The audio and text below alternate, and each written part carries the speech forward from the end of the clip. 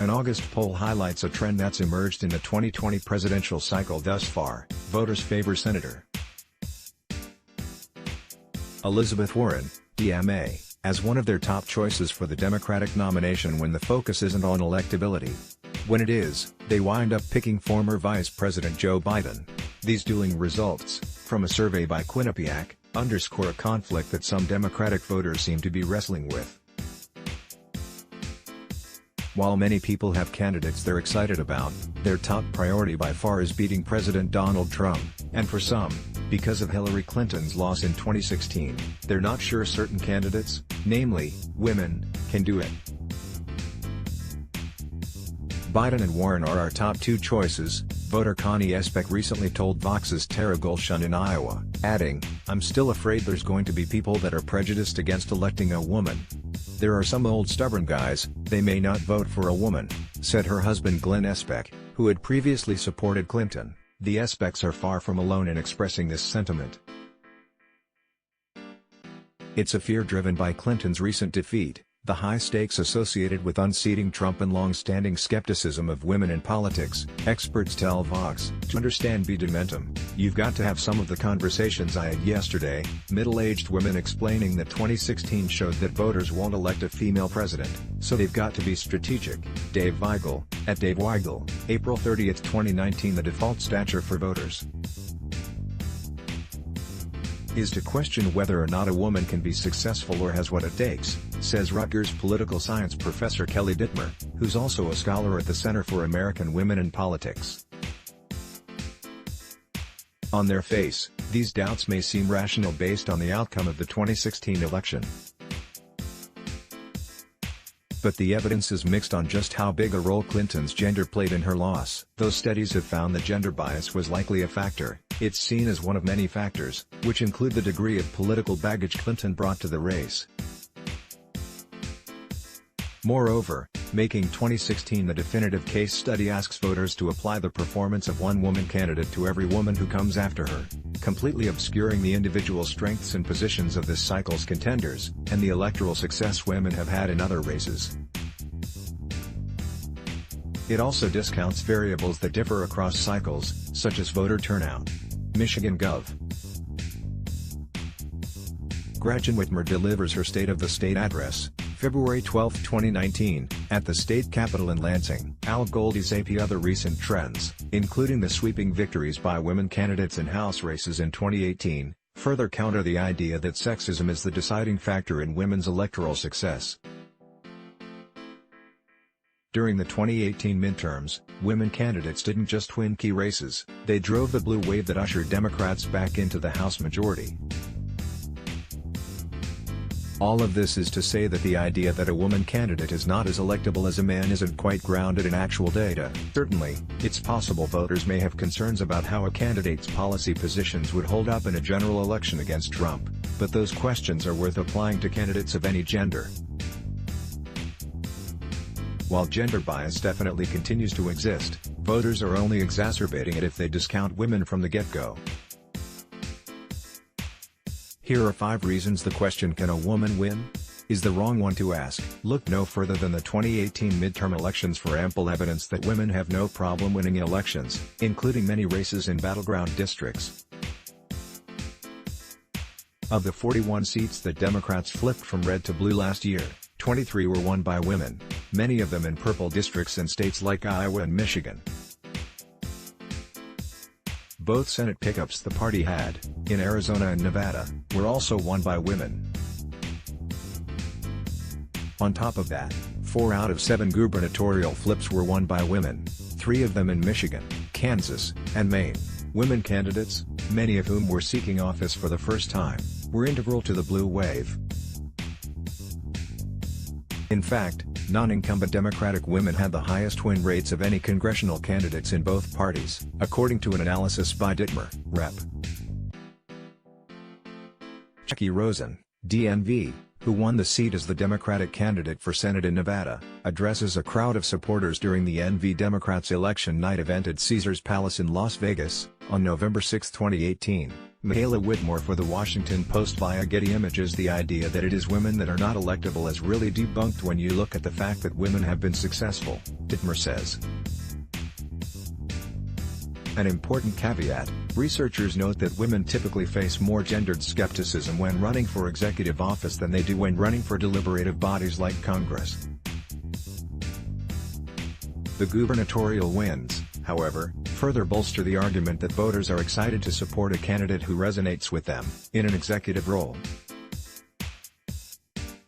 In the case that we see a female executive successful in these states, these same voters could be just as comfortable with an executive woman at the national level, Dittmer says. As the New York Times' Estelle Herndon and Lisa Lehrer pointed out, Senators Kamala Harris, Elizabeth Warren, Amy Klobuchar and Kirsten Gillibrand all share a leg up over the leading male candidates. They've all won every political race they've ever run. If the concern is that a woman can't win, well, maybe that same question is much better posed to the men. When people say it shouldn't be a woman this time, because a woman lost last time, well, men have been losing the presidency for hundreds of years, says Amanda Hunter, a policy director at the Barbara Lee Family Foundation. Senator Amy Klobuchar, DMN, announces her 2020 presidential bid on February 10, 2019 in Minneapolis, Minnesota.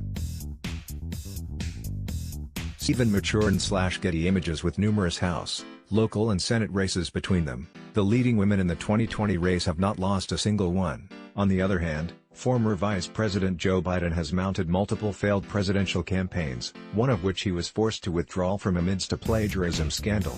Senator Bernie Sanders, IVT, lost the Democratic nomination in 2016 in South Bend, Indiana. Mayor Pete Buttigieg lost a 2010 election for Indiana State Treasurer, as well as a 2017 race for Democratic National Committee Chair. "I've never lost any race I've ever run," Klobuchar said in June. As was evident in 2016 and 2018, voter enthusiasm matters. That bodes well for women candidates in 2020, with poll after poll indicating that more voters are excited about backing a woman and/or a person of color this cycle versus a white man.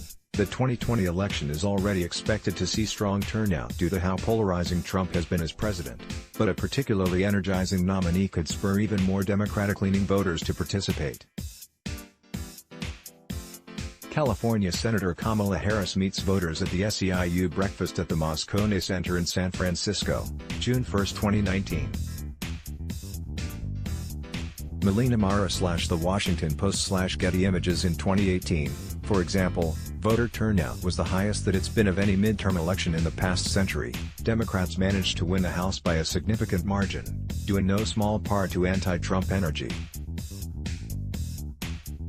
But Andy McGuire, a former chair of the Iowa Democratic Party, thinks that's not all there was to it. According to data from the current population survey, there were spikes in turnout from several groups that traditionally trend Democrat, including younger voters and voters of color, likely thanks to the historically diverse field of candidates. Who had the excitement? Who had all the volunteers and power behind them? It was women, McGuire told the New York Times. Because of Clinton's loss, a myth has emerged suggesting that a woman wouldn't be able to win certain geographic regions, such as states in the Midwest. According to experts, it's one that's blatantly untrue. There's no empirical evidence that you could lump in a whole region and say that women have not, or will not, fare well there, says Dittmer. In fact, data from several Midwestern states and the recent midterm elections completely rebuts this theory. Michigan, a key state that Clinton lost, for example, recently elected Gretchen Whitmer as its new governor. Kansas, a longtime Republican stronghold, elected Laura Kelly. In Iowa, two women, Abby Finkenauer and Cindy Axe, were responsible for flipping Republican House seats for the Democrats. From left, Democratic Congresswomen-elect Alexandria Ocasio-Cortez, NY, Debbie Mucarzal-Powell, FL, Abby Finkenauer, YA, and Sharice Davids, KS, posed for the 116th Congress members-elect group photo in front of the U.S. Capitol in Washington, D.C. on November 14, 2018. Mandolina on AFP/Getty Images. Their wins speak to the fact that women can't simply be painted with a broad brush, but should be evaluated as individual, multifaceted candidates, just like men would be. Making these grand claims at one level of office is inconsistent with the fact that you've had woman success statewide at other parts of office, Dittmer says. Ultimately, electability is, simply put, a problematic construct. For one, it can fuel a self-fulfilling feedback loop. If we assume women can't win, we likely won't ever give those candidates the chance to try. For another, electability is quite hard to predict. The standard by which we determine electability is often unfair, Dittmer says. If we assume that proving electability requires a woman being president, we can't use that as the measure to elect the first woman.